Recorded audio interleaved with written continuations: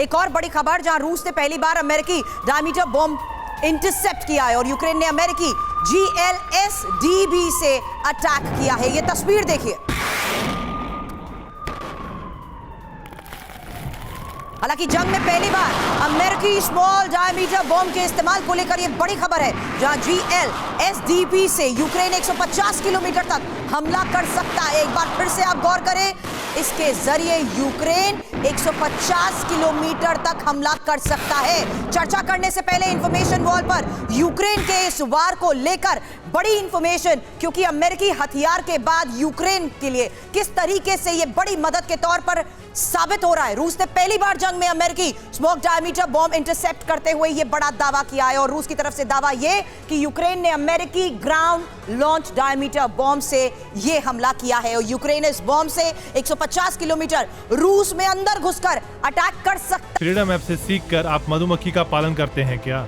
अगर ऐसा है तो आप अपने शहद को 1 करोड़ फ्रीडम ऐप के जो ग्राहक हैं उन्हें बिना किसी खर्चे के आप उसे बेच सकते हैं।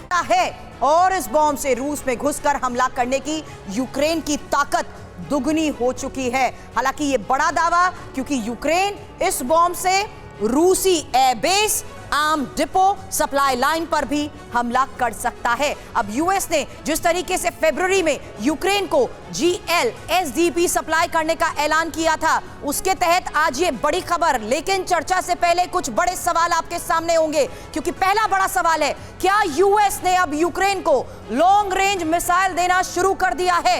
यह एक महत्वपूर्ण सवाल है। क्या यूएस ने अब यूक्रेन को चोरी छिपे GLSDB की ये डिलीवरी की है? दूसरा बड़ा सवाल। तीसरा अहम सवाल, क्या यूक्रेन GLSDB से रूस के अंदर अटैक करेगा? हालांकि महत्वपूर्ण सवाल यह भी है कि क्या GLSDB से ही रूस और यूएस में तनाव और ज्यादा बढ़ेगा? विनोद दत्ता सर इस वक्त हमें ज्वाइन कर चुके हैं। Thank you for your time sir. Vinod Dutta sir, अब ये हो क्या रहा है? क्या ये बड़े सवाल वाजिब नहीं है इस वक्त के हालात और इस महत्वपूर्ण खबर को समझते हुए कि यूएस ने यूक्रेन को अब लॉन्ग रेंज मिसाइल्स देना शुरू कर दिया और किसी को भनक भी नहीं हुई? देखिए, अमेरिका ने ये बिल्कुल साफ और वाज़ेह कर दिया है कि वो यूक्रेन को एक किसी लर्च पे नहीं छोड़ेगा, क्योंकि यूक्रेन ने बीच में इस तरह के स्टेटमेंट दिए थे कि अगर अमेरिका ने सामरिक मदद उसकी नहीं की तो जो ये बैटल है या जो ये वॉर चल रहा है उसमें लड़ आ जाएगा।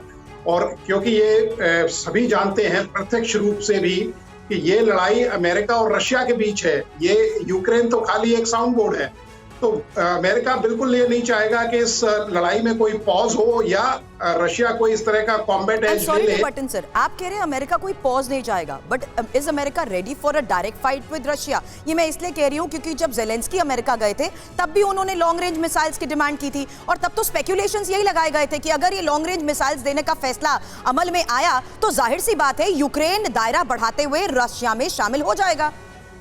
देखिए, अमेरिका बिल्कुल डायरेक्ट कन्फ्रंटेशन नहीं करेगा और ना ही रशिया कोई डायरेक्ट कन्फ्रंटेशन करेगा।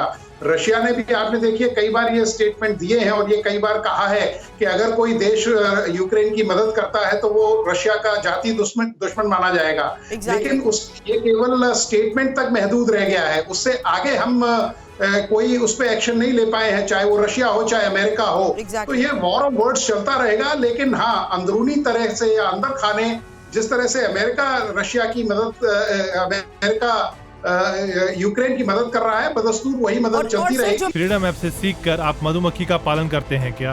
अगर ऐसा है तो आप अपने शहद को 1 करोड़ फ्रीडम ऐप के जो ग्राहक हैं उन्हें बिना किसी खर्चे के आप उसे बेच सकते हैं।